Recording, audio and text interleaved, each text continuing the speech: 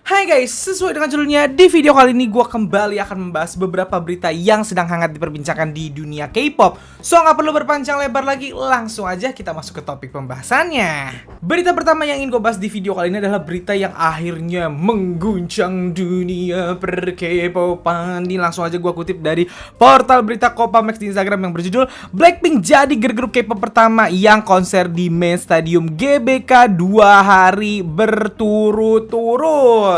Yap guys, akhirnya konser Blackpink di Indonesia sudah jelas diumumkan waktunya, berapa harinya, dan lain-lain ya. Yang pertama mari kita bahas dulu.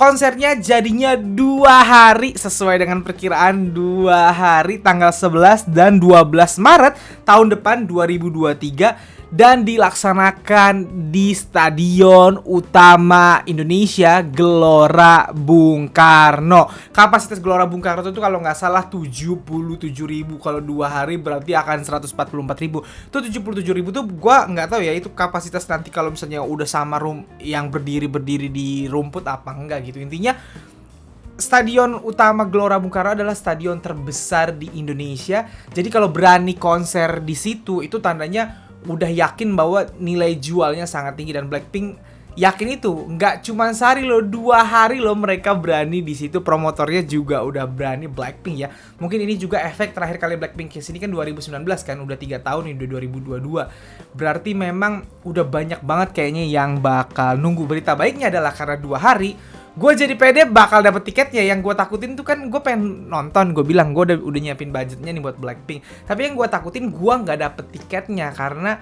takutnya di venue yang ternyata nggak terlalu besar, padahal yang nunggu udah banyak. Karena ini di GBK dan 2 hari sih gue jadi pede sekali akan dapet gitu.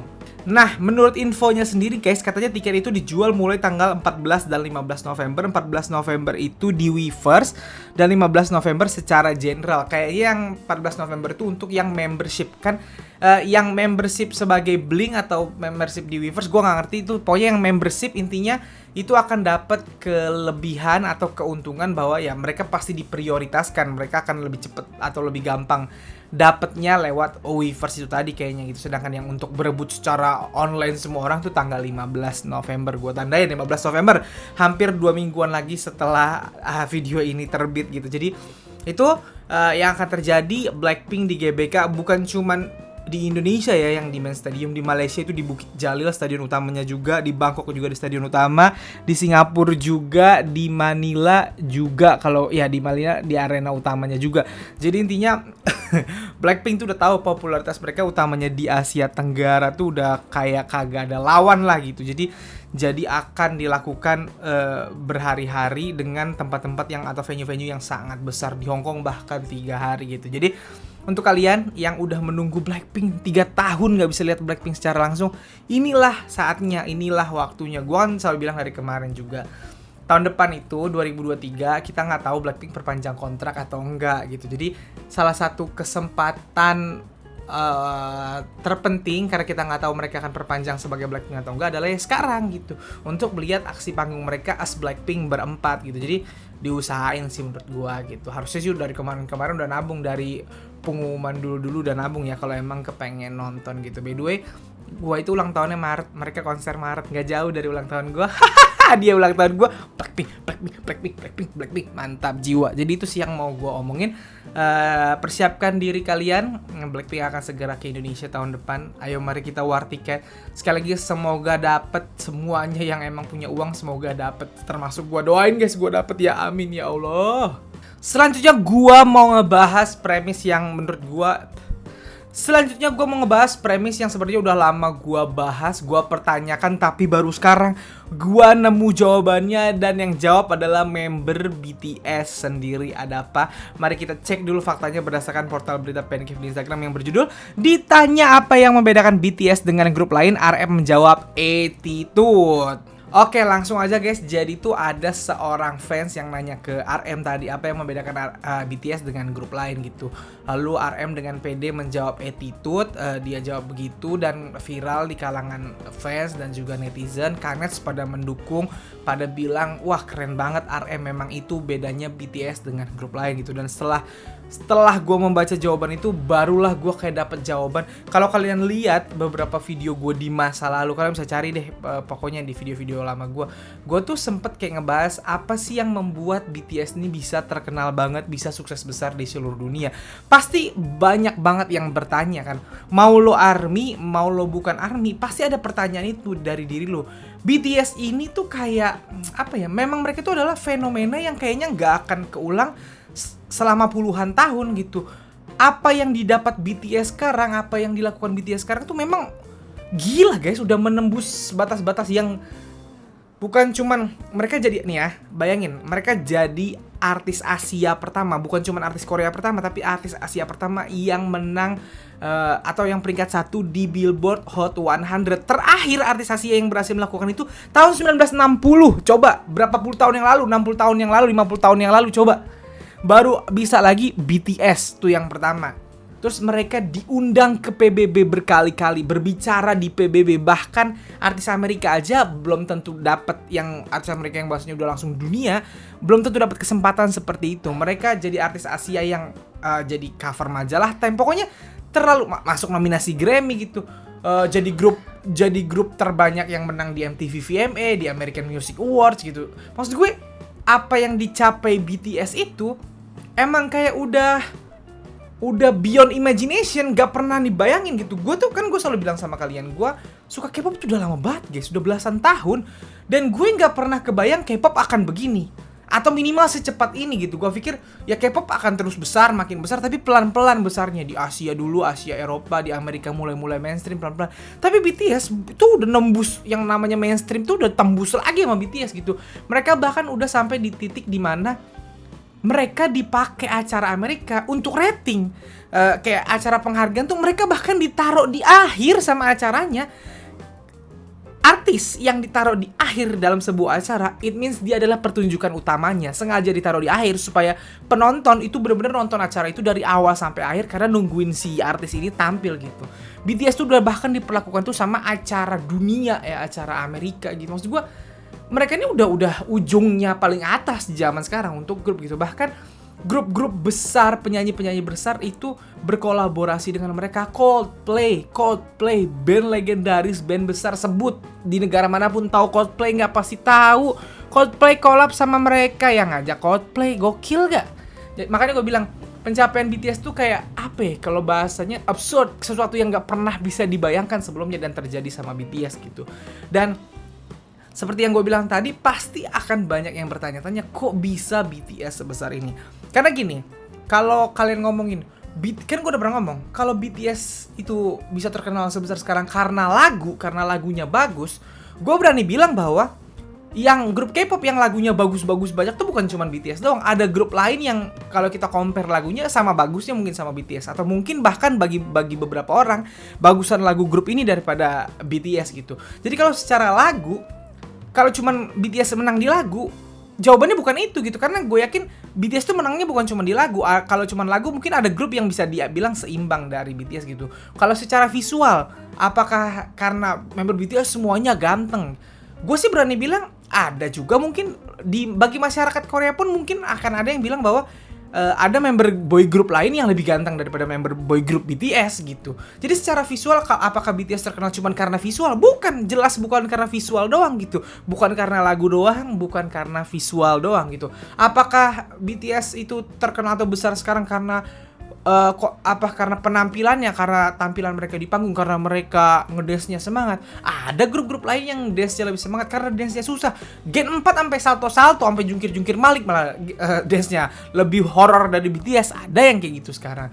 Terus kalau ditanya BTS itu karena baik sama fansnya, grup lain juga banyak yang baik sama fansnya gitu. Nah pertanyaannya, apa sih yang bener-bener membedakan BTS sama grup-grup lain sehingga BTS bisa sebesar sekarang? Dan RM yang menjawab, dan itu akhirnya gua setujui. Yang membedakan BTS dengan grup lain adalah attitude, dan itu baru sadar sama gue, dan ini jadi pelajaran besar sama gue. Sekali lagi BTS ngasih pelajaran besar ke gue. Buat yang nggak tahu nih, gue kasih tau dulu.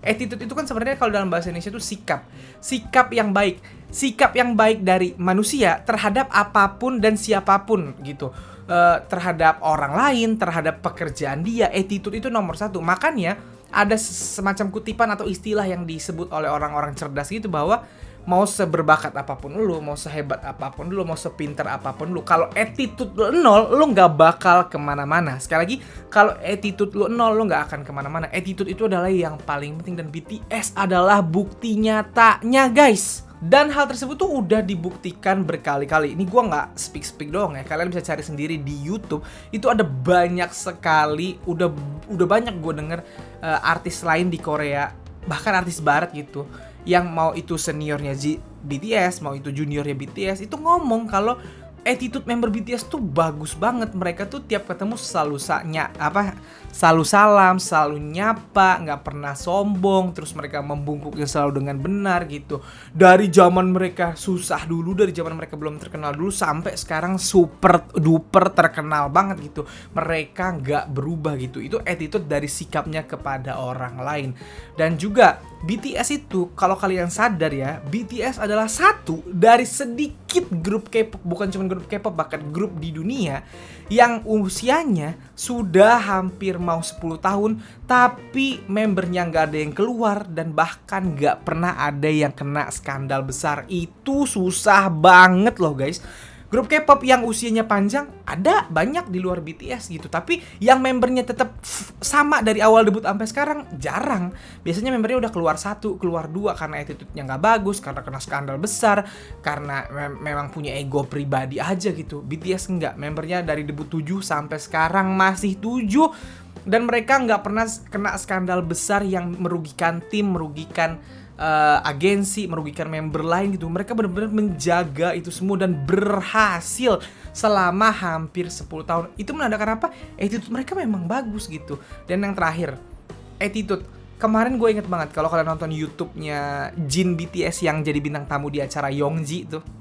Jin BTS tuh sempat ngomong bahwa ada satu rules yang harus dipatuhi oleh seluruh member BTS, yaitu adalah kepentingan member atau kepentingan tim, kepentingan grup, kepentingan bersama itu lebih penting daripada ambisi pribadi. Gue inget banget.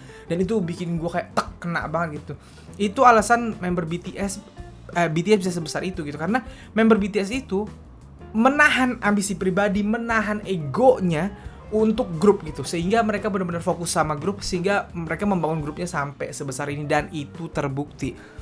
Penyakit hampir semua grup K-pop, bukan cuma grup K-pop, bahkan grup di barat, boyband, girl band di barat gitu ya, baru terkenal sedikit, ada membernya yang gue pengen solo, gue pengen jadi aktor, gue pengen acting gitu. BTS tidak melakukan itu. V pernah acting, projectnya cukup sukses, tapi abis itu dia nggak fokus acting doang, dia nggak ngejar karir acting, dia tetap balik ke BTS gitu. Mereka semua ngeluarin lagu solo, ngeluarin lagu subunit, tapi masih di dalam rangkaian albumnya BTS, tidak mempromosikan sendiri gitu. Nggak ada membernya yang ngerasa bintang, ngerasa kayak attitude-nya jelek itu, yang ngerasa kayak wah, gara-gara gue nih BTS naik, gue pengen solo sendiri juga gue bakal sukses. Gak ada. Mereka benar-benar secara kepentingan bersama yang didahulukan, sehingga akhirnya BTS bisa jadi sebesar ini. Bahkan ketika mereka akhirnya sepakat untuk solo, mereka pamitan ke ARMY kan, dan solo semua gitu. Ketika solo, yuk solo semua, nanti kita akan balik lagi as BTS gitu. Ya itu attitude tadi benar-benar menunjukkan, dan itu akhirnya menyadarkan gue, menyentil gue gitu, kayak iya ya San, ternyata kalau lo mau jadi besar itu bukan cuman bakat, bukan cuman kepintaran, bukan cuman kecerdasan, tapi attitude yang harus dijaga, attitude yang akan membawa lo jadi besar gitu, attitude yang baik yang akan membuat lo jadi sukses gitu. Dan ini dibuktikan sama BTS, dan BTS lagi-lagi menyadarkan gue sih kayak wah, ini ternyata rahasianya gitu. Ada banyak grup yang dulu besar, gue lihat besar, bersinar, tapi akhirnya terjun bebas gitu, atau bubar, atau hancur karirnya karena attitude yang gak bisa dijaga oleh 1-2 membernya, atau bahkan semua membernya gitu. Ada yang ngerasa bintang hingga akhirnya bubar.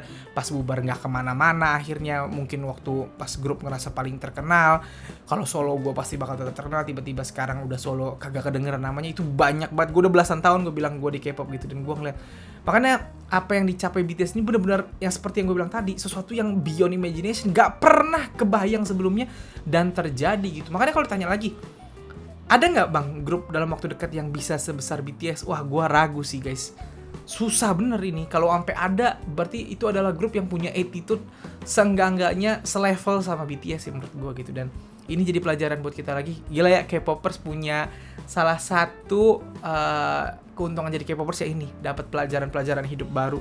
Dan itu menyadarkan gue lagi gitu bahwa attitude, ingat ya guys, attitude adalah yang nomor satu di hidup ini.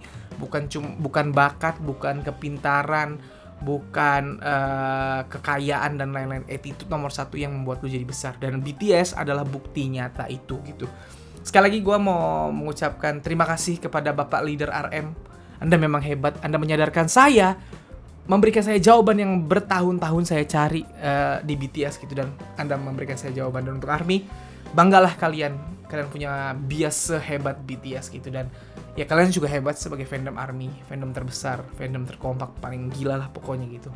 Jadi itu aja yang mau gue bahas di video kali ini. Sukses terus untuk ARMY, untuk BTS, oke? So guys, jadi segitu aja video gue kali ini. Kalau kalian suka video ini seperti biasa silahkan like dan share ke teman-teman K-popers sekalian. Kalau kalian mau kenal gue, kalian bisa follow gue di Instagram. Dan kalau belum subscribe channel gue, silahkan di subscribe. Sekian dari gue, bye.